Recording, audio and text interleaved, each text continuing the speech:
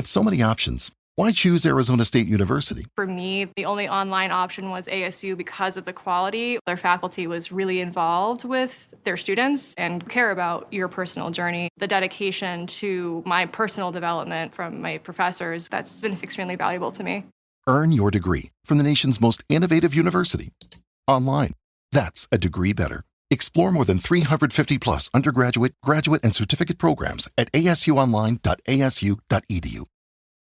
You know how you're scrolling through news, just trying to figure out what's actually important? There's so much noise. Exactly. And then something just jumps out, like all this recent buzz about who might be the next pope, maybe in 2025. Yeah, and it's strangely specific, isn't it? Yeah. This focus on the name Leo XIV and Cardinal Robert Prevost. Right, Leo IV and then Robert Prevost. It's a really curious picture when you look at the sheer amount of online activity, the digital breadcrumbs we've been sifting through. Okay, let's get right into that. Because seeing Pope Leo XIV, which sounds, historical trending next to a real person, Robert Prevost, it definitely makes you stop. It does. We've looked at a whole load of search data, news snippets, that kind of thing. It's like taking the digital pulse on this. So our mission today is really to unpack this for you, figure out what's behind it. Precisely. There's so much information flying around. We want to cut through that surface level. Why these names? Why now? We want to give you a clearer picture of, what might be going on underneath. So this Pope Leo IV name, it's really grabbing people's attention. I mean, the number of searches like Pope Leo XIV, Papa Leon XIV, Leon IV Pope, Leo IV, Leo XIV, just tons of variations. But significant. It really feels like this specific name, Leo, has suddenly become a focal point. And what's really notable there is the history attached to the name Leo in the papacy. Right. You see searches popping up for Pope Leo XIII, Pope Leo XIII, even who was Pope Leo XIII. Oh, okay. So people are aware of the historical Leos, especially Leo XIII, late 19th, early 20th century, known for that big social encyclical Rerum Novarum. Yeah, Leo XIII, definitely a major figure. Okay. But here's the weird part, right? All this talk, all these searches for Pope Leo XIV, Leo new Pope. Yeah. There is no Pope Leo XIV. Historically, it stops at 13? Exactly. That's the immediate puzzle. There's no historical basis for a 14th Leo. So why? Why this name? Why is this non-existent title suddenly the one everyone's searching for? Well, that's the fascinating question, isn't it? It might not be literal. The name Leo itself carries weight. Think Pope Leo the Great, way back, dealing with huge challenges. Okay, so like a symbol? Perhaps. It evokes, maybe, a sense of strong leadership, tradition. People might be searching for that feeling, that idea, more than predicting an actual name. It could reflect a kind of subconscious hope for strength or clarity in the church today. We even see related searches like Pope Leo the Great, Pope Leo I, Pope Leos. That's a really interesting take. So less about prediction, more about what the name represents. Okay. Now, the other name, the one that's constantly linked to this, Phantom Leo XIV. Robert Prevost. Yes, Robert Prevost. And again, so many search variations. Robert Francis Prevost, Cardinal Robert Prevost, Bob Prevost, Prevost Cardinal, Robert Provost, Robert F. Prevost, even Pope Robert Prevost or Prevost Pope. Yeah, Robert Prevost, Prevost Robert Pope, Pope Prevost. It's clear he's the individual people are connecting to this idea. He seems absolutely central to this whole narrative that's bubbling up online. Absolutely. Robert Prevost is key here. You see his full title, Cardinal Robert Francis Prevost, appearing a lot. Right.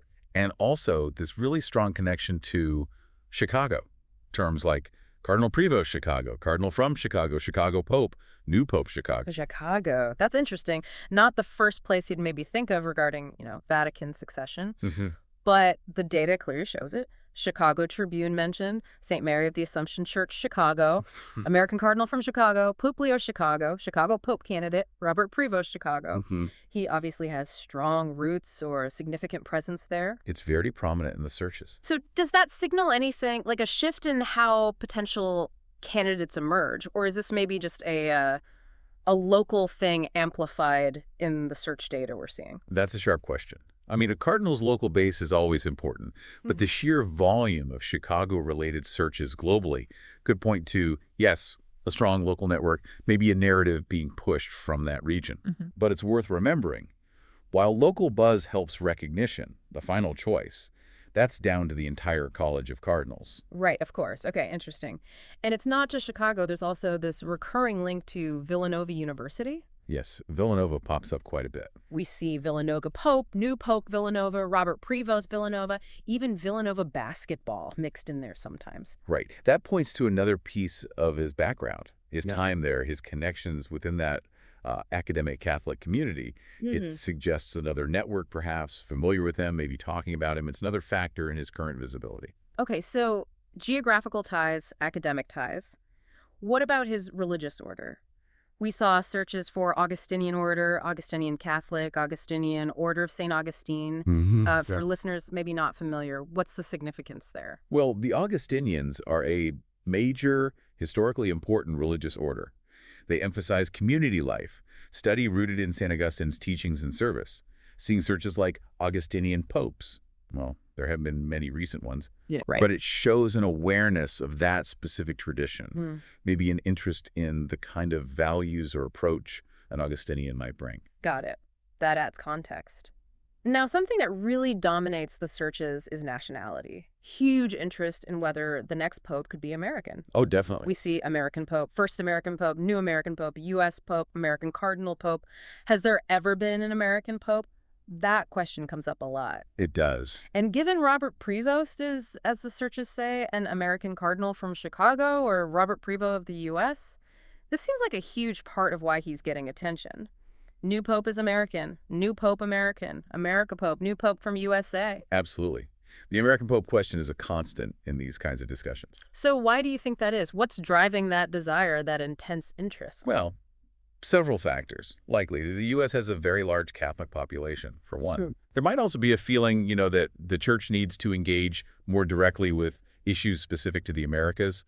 And perhaps it's also just national identity playing a role, how people view global institutions. That makes sense. And interestingly, related to his background, you also see a few searches for Peruvian or Peru. Much less frequent, but it hints at his time there, his missionary work. Ah, okay. So that adds another dimension, suggesting broader global experience beyond just the U.S. connection. Right, so the American factor is big, but his time in Peru adds another layer. Okay. Another basic thing people are searching for is age. How old is the new Pope, Robert Prevost age? How old is Robert Prevost, new Pope 2025 age? Quite common. It's a natural question, I suppose. It is. The Pope's age is always a factor, considering the job's demands. So seeing searches specifically for Robert Prevost age or Robert Francis Prevost age just shows people are wondering about his stage in life, his potential longevity in the role, maybe. Okay, and here's where it gets, well, maybe more complicated. The politics. So many searches trying to pin down his views. Is the new Pope conservative? Robert Prevost views. Robert Prevost conservative. Robert Prevost liberal. Is Robert Prevost conservative? Is Robert Prevost liberal or conservative? Cardinal Robert Prevost liberal or conservative? Robert Prevost progressive. Is the new Pope progressive? It goes on and on. A lot of variations there. New Pope conservative or liberal, Pope Leo IV, liberal or conservative, Robert Prevost political views, Cardinal Prevost politics. People really want to place him on that spectrum. We even saw, remarkably, Robert Prevost Trump and Trump Pope. Those definitely stand out. This focus is intense. What does that tell us about how we view potential religious leaders today? Well, it really highlights how much we tend to view sort of everyone through a political lens these days. Searching Robert Prevost Trump probably reflects a desire to understand how a potential pope might interact with or align with current political figures or movements. But, and this is crucial, applying those secular political labels, conservative, liberal, progressive, to a pope or cardinal. It can be a real oversimplification. Yeah, it often doesn't quite fit. Their primary role is spiritual, moral. It's meant to transcend partisan politics, even if their teachings have social implications. We see searches about Pope Leo IV's beliefs, new Pope stances, Robert Prevost positions, Cardinal Prevost beliefs. People want specifics, but framing it purely politically can miss the point. Absolutely. That's a really important reminder. The role is fundamentally different, even if it has public influence. Still, it's striking how much the searches focus on those categories. It is. It's a snapshot of public curiosity, isn't it? The digital age shows us what questions people are asking, what concerns or hopes they have about the church's future leadership. It's understandable to want to use familiar labels, but yeah, we need to look deeper than just conservative or liberal. Okay, so let's try and summarize what the searches are telling us. We've got this strange buzz around Pope Leo XIV, A name with historical weight, but, not actually real for a current pope. Right. A historical echo, maybe? And then Cardinal Robert Prevost emerges as the clear individual link to this, strong ties to Chicago, Villanova, part of the Augustinian order. All showing up in the data. And his nationality, American, taps into this huge interest in a potential American pope. Plus, there's all this curiosity about his age and intense speculation about his political leanings, which we need to be careful about interpreting. That sums it up very well. It's fascinating how these different threads, the historical name, the specific cardinal, his background, the nationality question, the political curiosity are all weaving together online. It's creating this narrative regardless of, well, the factual basis for the Leo IV part. So the big question then, could this actually happen? Could we see a Pope, Leo XIV, led by Cardinal Robert Prevost?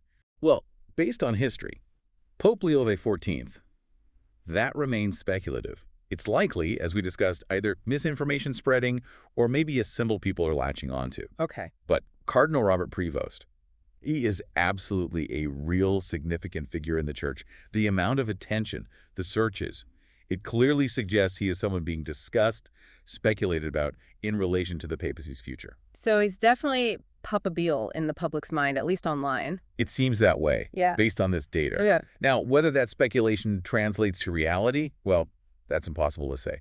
The papal election process is complex, internal, guided by the College of Cardinals. Right. Not by search trends. Not directly, no, though public perception can sometimes play a background role. This has been a really fascinating deep dive, just looking at how this story is taking shape online. It shows how much interest there still is in the Vatican, but also how online chatter, shapes these narratives now. It really does. Yeah. And it's a great reminder, isn't it, to be critical consumers of information, to check sources, understand context. The internet gives us this amazing window into what people are thinking, but reality often unfolds differently. So for you listening, maybe the key takeaway here is to notice these patterns, like the ones we've discussed. Think about the history, but also be really discerning about what's speculation versus what's confirmed fact. It reminds us that even now, with instant information, some things are still rooted in tradition and a fair bit of uncertainty. And maybe it prompts a deeper question for you to think about. Why do certain ideas catch on? What does this yearning for a Pope Leo XIV or the focus on an American pope or the questions about conservative versus liberal tell us about the hopes and anxieties people have for the church's future? That's definitely something to ponder, a question that goes beyond just the names and the SUJ terms. Exactly. It touches on something much deeper about faith, leadership, and institutions in our current moment.